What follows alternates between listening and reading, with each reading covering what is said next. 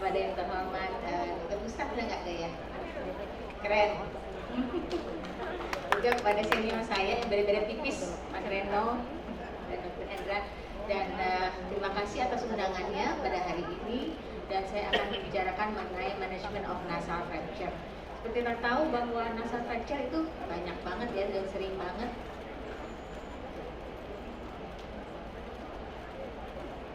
Paling sering terjadi pada facial fracture itu adalah fraktur adalah fraktur hidung, karena memang hidung itu lebih prominent dari wajah kita ya.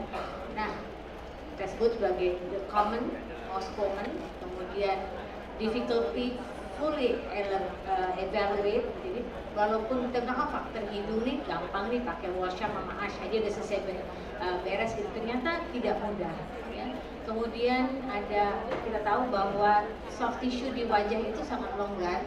Jadi kalau kita kebentur dikit pasti bengkak. Kalau kita nangis semalaman mata udah jadi jedul banget gitu ya. Jadi kesenggol dikit, terputus dikit pasti dia lagi bengkak. Dan ini menyulitkan kita untuk menentukan fraktur nggak sih sebenarnya hidung itu ya. Kemudian setelah bengkaknya hilang, kita harus melakukan reevaluasi. Apakah ini ada perubahan bentuk gitu ya. Jadi biasanya kita melibatkan pasien untuk memberi informasi kepada kita sebelum kejadian, bentuknya ini berubah nggak sekarang. Nah, apa sih yang perlu dievaluasi? Tentu anamnesis. Anamnesis bagaimana terjadinya, terbentur, ketonjok, kena bola, kena softball atau apa gitu ya. Bagaimana arahnya, dari mana? Dari kanan, dari depan, dari bawah gitu ya. Kemudian apakah langsung berubah bentuk, onsetnya langsung segera, ada obstruksi hidung atau enggak, ini sangat penting ya. Kemudian epistaksis dan anosmia. Pada inspeksi kita lihat periorbital, ekimosis, kemudian ada deformitas hidung, epistaksis, pudem. Penting juga adalah ada septal injury enggak, terlibat enggak septum kita. Kemudian internasal cavity-nya septal hematom atau tidak, karena ini akan menentukan penata laksanaannya. Jadi ternyata penata laksananya akan berbeda ya. Kalau ada kelainan pada septum, ada obstruksi hidung dibandingkan dengan kelainan di daerah luar saja. Kemudian ada palpasi, kita lihat bahwa frontal sinusnya lembek, lunak gitu ya. Kemudian ada hematom, ada maloklusi, tadi disebutkan oleh Dr. Dini, Lenford 1 dan seterusnya. Kemudian tentunya pemeriksaan penunjang. Kalau kita lihat pemeriksaan penunjang itu untuk periksa X-ray biasa itu benefitnya sedikit sekali ya, tapi yang penting adalah CT scan 2 dimensi itu mandatory, sedangkan yang 3 dimensi itu optional dan nice to have dan mudah untuk dijelaskan. Nah, kalau kita sebut sebagai fraktur hidung, dan saya bilang sederhana nih, tinggal pakai washam angkat selesai. Ternyata fraktur hidung itu bisa dari mulai simple, sederhana, isolated, jadi hanya hidungnya saja yang fraktur, osnasal saja yang fraktur, atau dia melibatkan tulang-tulang yang lain, maksila, frontal ya, dan sampai ke nasoorbital ethnic fracture. Nanti kita bicarakan mengenai NOI ini lebih lanjut lagi. Yang khas dari NOI tentunya keterlibatan medial canthal ligament. Jadi kita melihat bahwa nasoorbital ethmoid itu bentuk lebih parah dari tingkat derajat keparahan dari fraktur hidung. Ya, dari simple, isolated, kemudian hanya melibatkan maksila, frontal, zygoma segala macam. Kemudian yang paling disfigured, yang paling membuat kita kecacatan dan gangguan fungsi itulah nasoorbital ethmoid. Nah, ternyata ini kira-kira pembagian dari fraktur hidung ya. Kalau kita lihat ini yang 1A ini normal. Begitu kita kena ke plana 1, jadi kita membagi fraktur hidung itu mengenai plana 1, plana 2, plana 3. Plana 1 itu sebagian besar tulang rawan kita, lower lateral cartilage dan upper lateral cartilage dan ujung dari os nasal. Ini sering sekali nih. Cuman ke sikut dikit ini aja yang patah, tapi kelihatan bengkok, kemudian obstruksi hidung ada tidak, karena di bawah sini ada septum dan septum itu menyatu dengan upper lateral cartilage ya, membuat T kompleks T. Kemudian plana 2 itu upper lateral dan lower lateral cartilage dan os nasal. Dan yang ketiga, kita bisa lihat keterlibatan dinding medial orbita, kemudian ethmoid dan os nasal. Ini yang warna 3 kita sebut umumnya adalah naso-orbital ethmoid. Daya lateral juga demikian, warna 1 sisi sini, warna 2 dia bisa kena dengan dinding maksila, kemudian warna 3 seterusnya. Jadi tidak sesederhana yang kita lihat bahwa kan fraktur hidung mudah sekali. Slide berikutnya. Oops, sorry.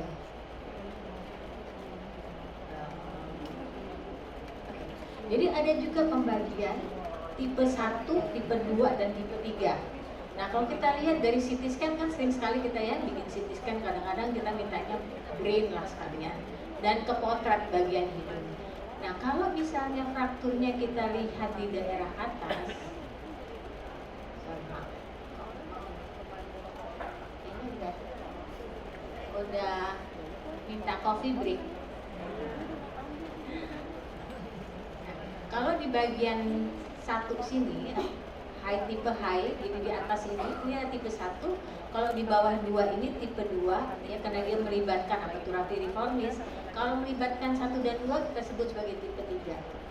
Ya, jadi kalau kita refer, saya kirim pasien nih tipe 1. Nah, oh ya deh, kira-kira akan dilakukan ini. Tipe 2, oh ya, saya akan perlu braid and screw di area maksilofacial atau buttress nasomaxillary buttress perlu kita perbaiki. Kalau tipe 3, wah ini kayaknya kita mesti siap-siap dengan CT scan yang lebih lengkap, nggak bisa dengan brain setting saja. Okay? Nah selain itu ada deskripsi di sini kelainan hidung yang berbeda juga. Satu adalah unilateral, ya. Seperti ini mudah ya diangkat pakai Boyce elevator, dia bisa naik. Kemudian ada yang bilateral, kiri dan kanan. Tapi perhatiin ini nih, ini septumnya juga kena nih. Nah kalau septumnya saja close reduction nggak akan lurus. Ini yang harus kita lihat. Jadi nggak bisa proses, harus paling tidak septoplasti atau septoplasinya cuman konservatif. Jadi nggak usah reseksi, tapi cuman bikin tunnel anterior, tunnel posterior itu kita angkat ini. Terus kita angkat baru kita reposisi yang lateral. Karena apa? Karena kalau kita cuman Walsham sama as atau elevator Boyce, ini ikut kunci ini. Tetap nggak bisa. Jadi kita lakukan septoplasti, hemitransisi incision, kemudian tunnel anterior posterior kita angkat dari tunnel itu, bukan reseksi, bukan reduksi, kemudian difiksasi, tapi cuma di reposisi kemudian difiksasi. Ini yang open book. Jadi ini terbuka, kemudian ini jeblos ke bawah. Ini datar nih. Nanti kita lihat salah satu pasien yang open book. Kemudian impacted juga lihat, hati-hati ini jebakan-jebakan yang kita pikir dengan reposisi Walsham dan Ash aja cukup, ternyata dia harus open. Jadi judgement kita harus tepat nih, mau open apa harus close ya. Kemudian yang communicated seperti ini jelas pasti harus open. Oke. Nah, klasifikasi ternyata ada klasifikasi yang tipe 1 dari dokter Hemas sudah bicara mengenai soft tissue. Jadi hanya soft tissue-nya saja robek di sini, ternyata kerangkanya atau facial framework-nya normal ya. Kemudian ada simple unilateral non displaced, jadi fraktur satu sisi tapi alignment-nya baik. 2B simple bilateral non displacement, jadi fraktur kiri dan kanan tapi alignment-nya bagus, nggak ada displacement ya. Kemudian ada simple displaced, kemudian close communicated, tadi ya open communicated dan complex. Jadi kira-kira klasifikasi. Kalau tadi kita bicara ada 4 macam kelompok atau 4 macam consideration kita untuk melakukan itu, berarti fraktur os nasal bukan sesuatu hal yang mudah ya. Potential complication-nya apa sih? Komplikasi yang potensi akan terjadi kalau kita tidak perbaiki dengan baik. Persistent nasal obstruction ya. Hidungnya tetap tersumbat karena salah satu septumnya miring ke satu sisi sehingga terjadi obstruksi hidung, atau nasal valve-nya kena juga rubuh ya. Kemudian ada septum deviation, nasal hum ya, jadi ada punuknya karena nggak malunion misalnya kayak gitu. Ada septal hematom, kita nggak bisa mendiagnosis, dia menjadi septal abscess, kemudian necrosis, kemudian menjadi saddle nose. kemudian ada cavernosus sinus thrombosis, kemudian ada kena PB complete, CSF leak, dan ini akan bisa menjadi cranial infection. Jadi ini adalah potensi-potensi komplikasi pada fraktur os nasal. Nah, cara penata laksanaan pada anak-anak dan dewasa itu agak berbeda. Ya. Jadi kalau anak-anak sering sekali kan jatuh, kemudian ada epistaxis. Kalau simple ya cukup dengan kompres aja, dingin, nasal packing, bisa topical, kanstrobactin itu bisa dikasih adrenalin, lidocaine, bisa juga dikasih oxymetazoline kayak gitu ya. Kalau yang Proteus tentu dengan kauterisasi. Nah, pada anak-anak kita bisa tunggu 5-7 hari. Dan kenapa? Karena memang jaringannya tuh longgar. Ini anak bengkak, ya, kemudian hidungnya juga bengkak, ya sebetulnya patah nggak sih? Karena kita tahu bahwa pada anak-anak komponen lower lateral sama upper lateral pas itu lebih besar daripada os nasalnya. Os nasalnya kan belum berkembang, jadi lebih banyak komponen tulang rawannya. Jadi kita nggak tahu ini patah atau enggak sih. Sedangkan kita tahu bahwa tulang rawan itu kan coil, bisa tersedut, bisa balik lagi gitu ya. Jadi kita bisa tunggu 7 hari. Tapi kalau ada gangguan bernafas atau obstruksi hidung, ini menjadi lebih urgent. Karena pada anak-anak mereka adalah obligated nasal breather. Mereka dapat bernafasnya dengan hidung. Nah, bagaimana kalau delay sampai lebih daripada 7 hari? Seminggu, 2 minggu gitu, ini bahaya. Bukan bahaya, maksudnya lebih menantang lah ya daripada yang awal-awal. Karena kita tahu ada active center growth di daerah hidung, yaitu di suturanya. Nah, treatmentnya kita bagi menjadi observasi. Jadi masih ada nih, masih ada ruang untuk observasi. Caranya gimana? Yang tadi bengkak, tunggu bengkaknya hilang, oh nggak ada deformitas, kita cross sama pasien sebelum kejadian kayak gini kayak hidungnya, dia nih kayaknya nggak berubah, dan selesai. Jadi memang cuma soft tissue-nya aja. Ada close reduction, ada over reduction. Kemudian, nah, bagaimana yang observasi? Non-replace fracture without nasal deformity or without nasal obstruction, ya. Jadi nggak ada fraktur pada hidung, nggak, ataupun kalau ada juga nggak displace, jadi masih kayak gini nih, alignmentnya masih bagus. Secara klinis juga nasalnya juga nggak ada terlalu jelas deformitasnya dan nggak ada hidung tersumbat. Ini adalah observasi. Ya, setelah bengkaknya hilang, kita lihat lagi nih, ada nggak sih deformitas yang kemungkinan kita tidak identifikasi. Kemudian ada displace unilateral, bilateral nasal bone. Ya. Ini adalah close reduction. Jadi ada fraktur nasal septum yang menyebabkan gangguan airway atau obstruksi. Kemudian kita kerjakan reduksi tertutup, ya. Kita harapkan sih tidak lebih daripada 2 minggu, ya, jadi sebelum 2 minggu. Tapi biasanya kalau pasien datang lebih dari 2 minggu, 3 minggu kita masih bisa coba. Nah, ini adalah alat-alat yang kita gunakan, ada touch, ada washcam, ada voice, ya, ini ada touch and voice.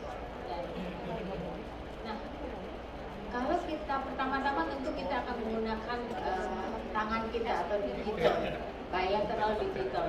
Biasanya kita dua jempol tangan ini menekan ini nih. Akan kita coba luruskan sampai kita yakin ini lurus. Kemudian kita lagi melakukan dengan elevator voice. Kita masukkan ke satu sisi, kemudian kita out fracture yang ini. Ya, kita out fracture di sini sehingga kita yakin dia lurus. Bagaimana kalau tidak berhasil juga, baru kita menggunakan ash sama washcam.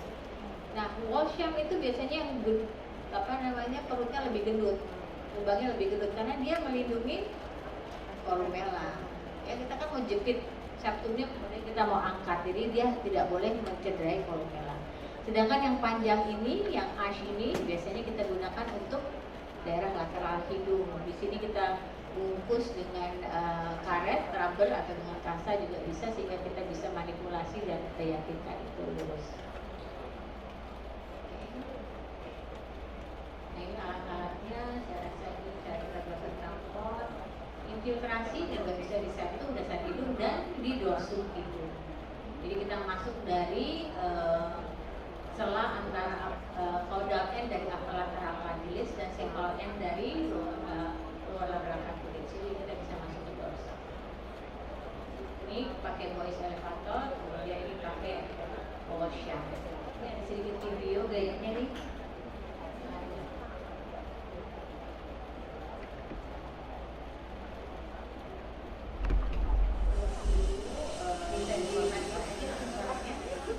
Jadi kita pertama-tama membuat marking dulu, karena yang kita reposisi itu os nasalnya ya, bukan tulang rawannya, tapi os nasalnya yang kita reposisi.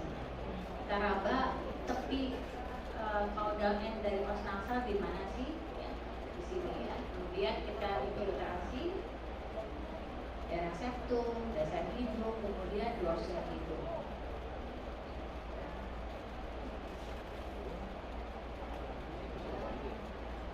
Saya coba edit lebih pendek, sudah lebih tepat. Nah, setelah ini biasanya kita menggunakan dua jari kita. Ya, jadi ini adalah reposisi dengan dua jari atau dengan gigi seperti ini. Dua jempol ya untuk menekan, untuk mengembalikan daerah mana yang deviasi kita coba kembalikan sehingga dia bisa terreposisi. Kemudian nanti kan kita akan fiksasi dengan tampon dan gips atau nasal split. Bisa dilanjutkan dengan elevator. Kalau nggak ada voice elevator, kita bisa menggunakan respa kita ataupun bisa dari sisi belakang dari forceps pinset kita ya. Ini kita naikkan ke atas, kita lanjut. Kemudian kita menggunakan wall shaft, mestinya ini bukan ini ash ya, wall shaft. Ya. Kita angkat sampai lurus. Ya. Setelah yakin lurus, baru yang sisi luar. Sisi luar kita menggunakan ash. Caranya begini ya, kemudian kita angkat naik ke atas. Ini dengan ash. Satu sisi kita tutup dengan karet.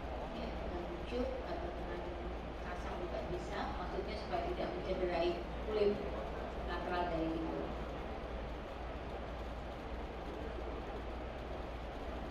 Ya, seperti ini dan kita rotate.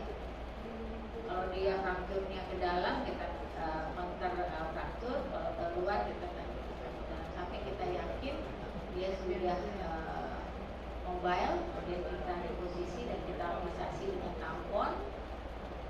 Kemudian kita pasang nasal split. Nah, nasal split bisa macam-macam, ada yang sudah ada, tapi yang penting kita bisa bikin patron.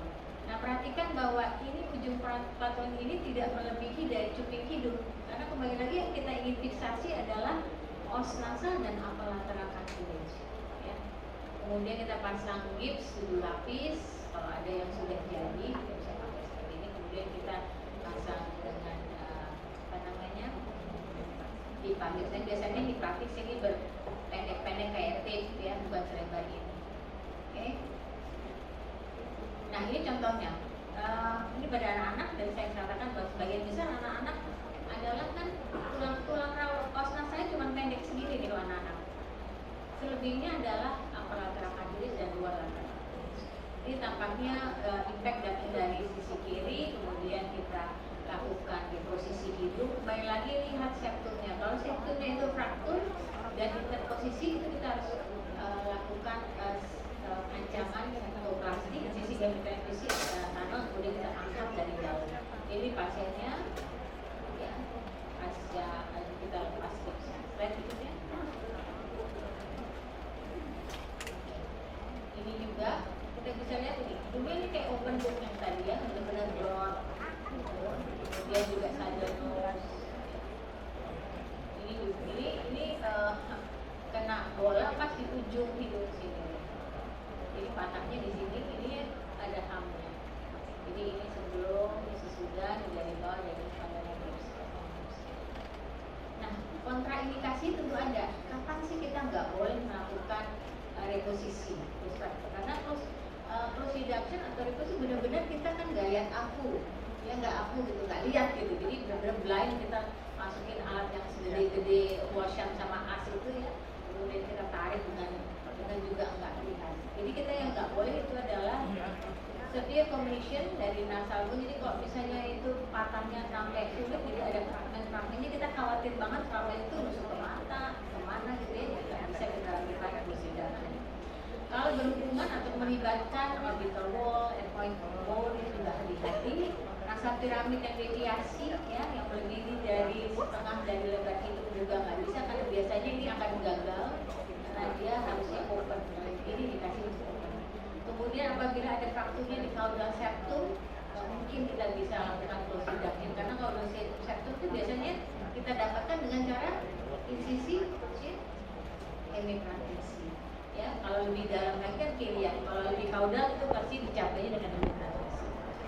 Kemudian ada open septal fracture juga nggak bisa, atau fraktur yang lebih daripada 3 minggu atau. Nah, open apa unstable dislocate nasal bone ya, itu pasti kita nggak bisa close, jadi harus dengan open ya. Atau extensive fracture dislocation, lower septum dislocation, open septal fracture pada yang sudah dilakukan close reduction tapi masih bengkok juga ya, atau inadequate bone reduction due to deformity. Jadi ada indikasinya untuk kita buka. Ya, buka itu bisa septoplasti, kemudian reduksi atau septoplasti dengan osteotomi dan augmentasi dan seterusnya. Jadi pilihan kita adalah septorinoplasti, ya, terutama untuk yang udah delay lebih dari 3 minggu ya, atau nggak bisa lagi, atau yang hasil dengan tadi close reduction itu hasilnya nggak memuaskan, kemudian ada hematom dan nekrosis dari tulang rawan serpihan atau tulang-tulang dari fraktur, atau ada kompleks nasal fraktur di dalam septumnya, jadi nggak mungkin sekali kita bisa lakukan close. Jadi contohnya aja, deviasi ini kita bisa lihat bentuknya fluted nose, impactnya dari sini. Kalau kita endoskopi pasti ujung caudal septumnya di sini kan, ujung caudal septumnya di sini dan septumnya akan bengkok ke arah sini. Obstruksinya hidungnya kiri dan kanan. Itu kita lakukan septoplasti dan osteotomi. Jadi kita septoplasti, kita luruskan, nah ini kadang-kadang kan berlebihan, ini bisa kita buang ya, strip kita ambil limbah di situ supaya dia bisa kembali. Terutama ini untuk pasien-pasien yang frakturnya udah tahunan, jadi udah klasifikasi. Jadi ini kita lakukan, ini bukan close reduction ya, tapi close approach, maksudnya endonasal rhinoplasty. Jadi kita lakukan septoplasti, kemudian di posisi pasang feather graft, kemudian menyesat dan shear. Jadi ini deviasi seperti ini, kemudian kita luruskan. Ini sebelum operasi kita lihat masih ada hamil. Dan ini juga pasien juga udah tahunan, jadi dia nggak tahu nih kalau hidungnya bengkok. Rupanya sih memang dia nggak bisa. Saya kalau ngupil yang kanan tuh lebih puas daripada yang kiri, rupanya gitu. Karena nggak ada yang bengkok. Tapi bengkok banget sih kalau lihatnya endoskopi juga seperti ini, bahkan frakturnya sampai lipat begini. Nah ini kita lakukan septoplasti, kelebihannya signifikan lebih panjang di sini. Jadi nggak mungkin dia akan bisa balik, sehingga kita harus buang sedikit wedge seperti ini, para median dan median osteotomi dan paramedik sendiri, sehingga kita bisa buang dari itu, jangan bisa kembali lagi. Ya, jadi ini sebelum dan sesudah kita buka dengan open approach. Ini juga sebelum dan sesudah. Jadi ini ada hamnya, ada deviated di sini, sesudah. Dan open approach. Jadi ini teknik-teknik yang open reduction atau septorinoplasti yang kita harus lakukan pada pasien-pasien dengan yang sudah lebih dari 3 minggu. Ini juga di sini ini lurus, kemudian kita pasang macam-macam di septal extension, graft, lateral slit graft, dan pose-nya merawatnya tentu kita menggunakan nasal spring, kita pertahankan sampai 1-2 minggu, biasanya sampai 2 minggu. Kemudian adanya kita minta dia lebih tidurnya lebih tinggi ya, dan ada kemungkinan masih bisa berubah nih. Jadi kalau kita lihat lurus nih, kita cabut gitu, springnya ada kemungkinan dia kembali lagi karena dia masih belum terjadi kalsifikasi kan. Kita lihat kalsifikasi itu terjadi bisa sampai 3 bulan sampai 1 tahun baru benar-benar healing prosesnya selesai. Jadi ini kita harus mengedukasi bahwa satu, nasal spring diangkat tidak boleh pakai kacamata, kacamata hitam, kemudian apa yang mengangkat basket lah yang kemungkinan akan kena benturan. Tidurnya juga lebih tinggi, terus kemudian menghindari membuang ingus yang lebih keras, kemudian mengangkat barang-barang berat, kemudian menunduk kepala lebih rendah karena kita takut refleksis. Ya, jadi kesimpulan nasal fracture itu manage-nya bisa bagus ya, dan outcome-nya juga itu bagus dengan catatan tadi ya, edukasinya tepat, evaluasi kita bagus, kemudian waktu dari kebenturnya atau cederanya sampai close radiation ini juga mempengaruhi keberhasilan. Semakin dekat, jadi kurang dari 5 hari atau seminggu itu biasanya sesuatu yang lebih bagus. Kemudian untuk mengidentifikasi adakah cedera pada sel pemilu juga menjadi satu hal yang penting sekali untuk menentukan apakah itu adalah close reduction atau open reduction atau septum. Saya rasa itu dulu untuk pasti kita lanjutkan yang nasonoskopi ya, masuk komputer ethmoid ya.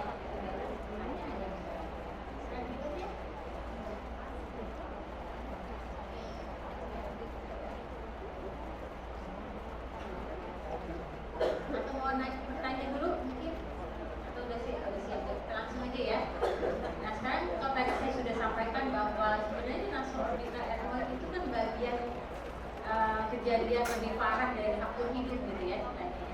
Jadi memang pada nasoorbital ethmoid itu yang kelainan itu dua, yaitu kosmetik maupun adalah fungsi. Ya, nanti kita lihat kenapa sih kok kita bilang kosmetik kok sampai dengan appearance-nya itu benar-benar kita sebut sebagai kecacatan wajah.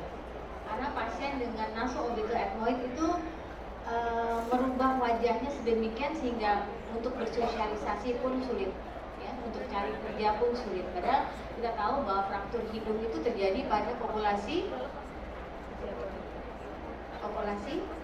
muda, ya produktif, kan masih naik sepeda motor, masih jalan-jalan, masih ke kantor, masih apa ya. Nah, jadi ini saya bilang nasoorbital fracture itu adalah lanjutan atau lebih parah daripada fraktur hidung yang simpel maupun isolated, biasanya berhubungan dengan medial lateral ligament ya. Jadi yang berpengaruh adalah medial orbital wall, nasal hidung, ada lacrimal bone dan medial canthal ligament. Attachment dari medial canthal ligament ini yang akan menetapkan tipe-tipenya. Ini kembali lagi kepada kita ingat bahwa klasifikasi hidung tadi plana 1, plana 2, nasoorbital ethmoid itu adanya di plana 3. Nah, umumnya seperti ini, impactnya datang yang keras ini biasanya bola softball ya langsung sini begitu keras. Dan kalau kita lihat tadi disebutkan bahwa ada buttressesnya, ada yang vertikal buttresses, ada yang horizontal buttresses. Nah, buttresses ini adalah fungsinya untuk meneruskan impact atau force yang datang ke sini supaya force itu tidak diteruskan ke otak kita. Jadi ini mekanisme proteksi kita selain dari membentuk wajah ya, vertical height, facial projection, width sama length of the face ya. Tapi dia juga melindungi dari benturan atau force yang dilanjutkan ke cranium. Jadi kalau ditonjok di sini dia akan fraktur di sini nih supaya tekanannya nggak langsung ke sini ya. Ditinju di bawah nih, jab sini entek gitu, ini pondanya langsung patah karena di sini ada biomekanik dan batasnya juga. Ini patah supaya kalau nggak patah dia akan masuk ke atas ya, jadi injury body. Nah, ini nasoorbital fracture biasanya disebabkan oleh high velocity injury. Jadi benar-benar benturan yang kuat ya. Dia kompleks ya, kemudian biasanya di tengah wajah, di mid facial. Jadi kalau kita tahu ini adalah mid facial, tapi central mid facial adalah sini. Jadi mid facial itu dibagi lagi, ada yang central, ada yang lateral ya. Ini mid facial dan di central ya. Dan ini merupakan operasi atau kasus-kasus yang paling penuh tantangan atau challenging dari facial fracture lainnya. Ya. Kalau kita lihat jelas sekali ada fraktur, mungkin juga ada kelibatan fraktur sinus frontal. Kemudian jarak interkantusnya lebar, hidungnya deviated, bahkan dia lebih depressed daripada ini. Matanya ada ekimosis, ada perdarahan subkonjungtiva, dan macamnya. Tampaknya nggak ada maloklusi, sigomanya juga tampaknya simetris, jadi kemungkinan besar fraktur sigoma, maksila, mandibula nggak ada, tapi midfacial terutama central portion. Oke, kita lihat ini apa namanya CT scan-nya memang benar ya, bagian dari sinus frontal kena, sigomanya bagus, maksilanya bagus, mandibulanya bagus ya.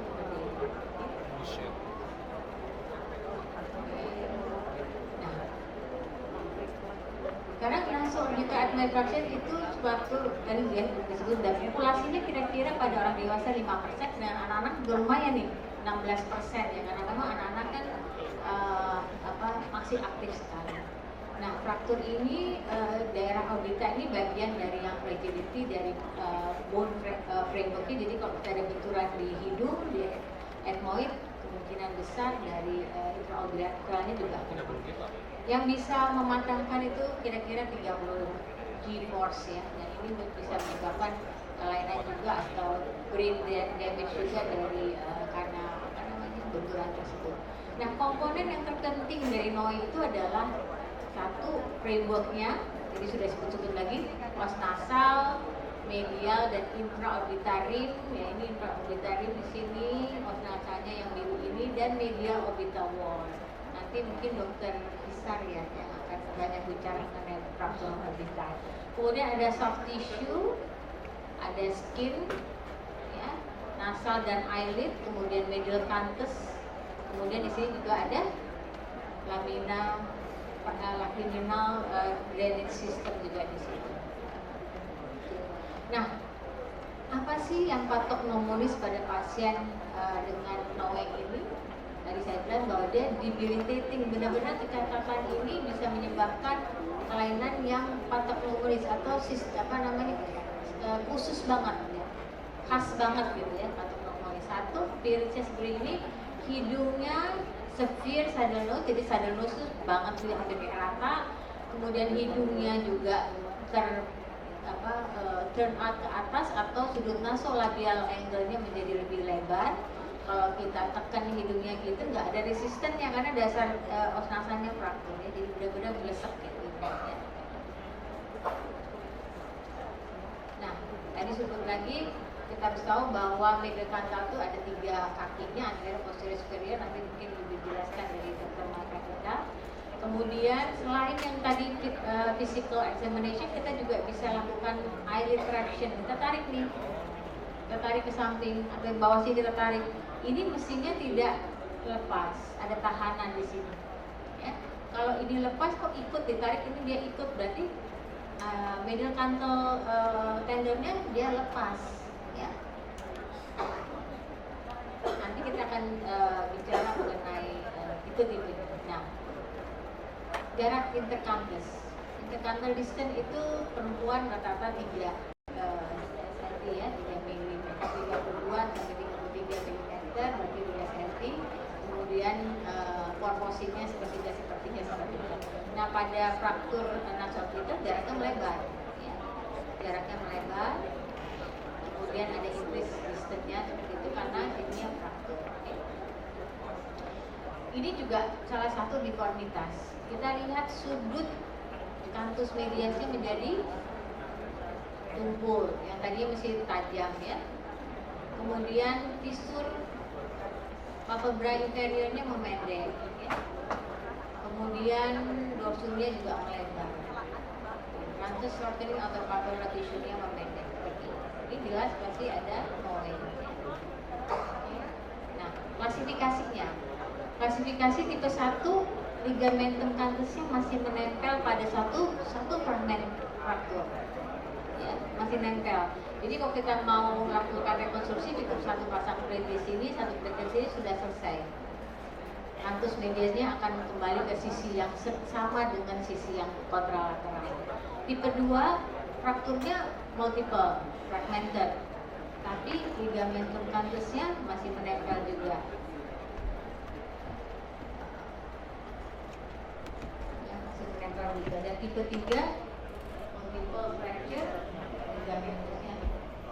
Jadi bentuknya lebih sulit, karena satu kita mesti reposisi, bapak kita itu baru melakukan kantoreksi dari komunikasi. Jadi ini kalau tipe 1 tadi kita sampaikan merupakan eksklusi ini, nanti karena ini eksklusi dipasang di metasis. Langsung di metasis sama yang bersoal di tipe 2 sudah banyak kejadian ya. Kalau mau adjust yang ini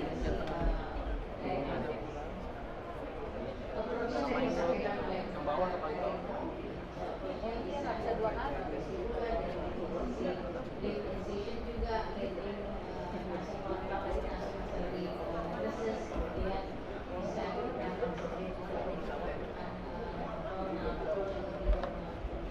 Tipe 2 yang disarankan adalah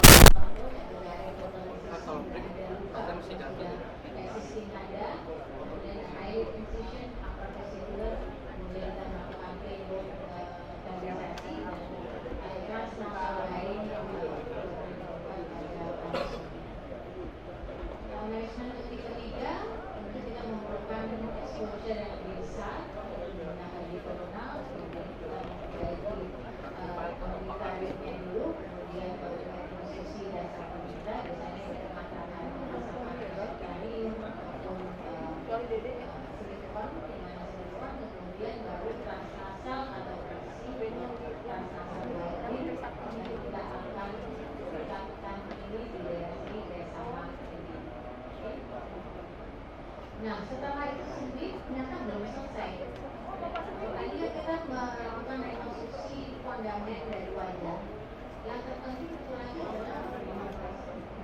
Jadi kalau saya suka ngomong sih, inovasi itu icing-nya. Jadi kalau kita bikin kue itu kan kasih feel angkatnya, kasih macam supaya kelihatan bagus dan menarik. Jadi setelah kita selesai semua,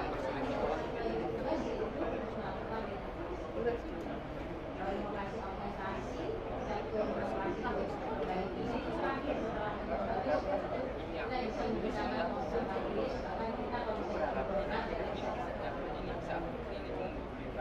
jadi ini dari corona, ini adalah virus corona, kemudian ini adalah komunitasnya, dan ini kalau dia bisa hadir. Itu kan kita lihat bahwa severe saddlenosnya itu datang atau relatif menaikkan, jadi kita pasang pada plastik yang jadi seperti ini. Setelah ini selesai semua, udah kantoreksi dari kantoreksi kita menggunakan plastik. Nah, ini sudah bisa lihat, ini sudah selesai ini, tapi belum kita lakukan kasus satu di anak-anak ya, dari daerah kantus lebar, itu kantus medialnya tumbuh, isu orbitanya rendah, lebih pendek, kemudian hidungnya ya, nasorajial endnya lebih lebar, itu kayaknya seperti ini, nasorajial endnya terus bahkan sinus frontal tabula anterior dan tabula posterior. Ini masih lanjutan kita lihat ini kembali dilakukan ada ini kita lakukan visualisasi yang kita bisa expose yang frontal kemudian kita perbaiki di pasien yang lain juga itu ini satu open nasal fracture ini juga ada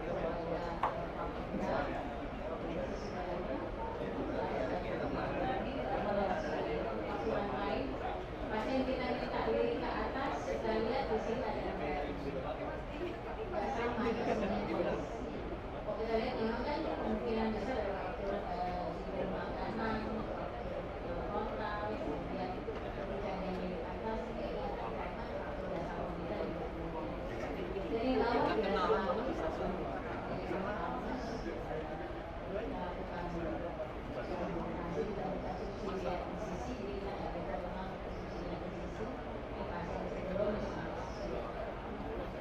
Perjalanan tadi sudah selesai juga ada.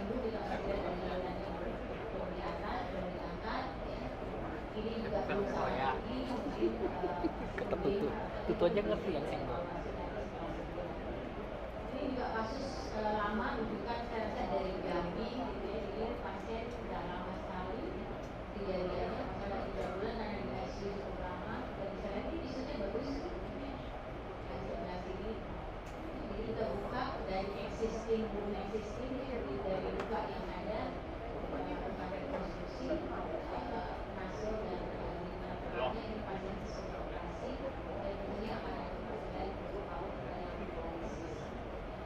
Ini juga pasien datang, kita pikir ini faktor postnasal biasa, itu kan kita curiga kok faktor postnasal biasa kok ada hematomnya di lateral ya. Jadi curiga itu ini apa sih? Ternyata ya, severe saddle nose, hidungnya turn up, ya sudut nasolabialnya juga lebih daripada 50 derajat, itu di foto CT scan, masuk di refraction dan faktor. Jadi kalau begini kan nggak mungkin di washcam sama as ya. Yang ada dimakan juga di sini ada Nemo.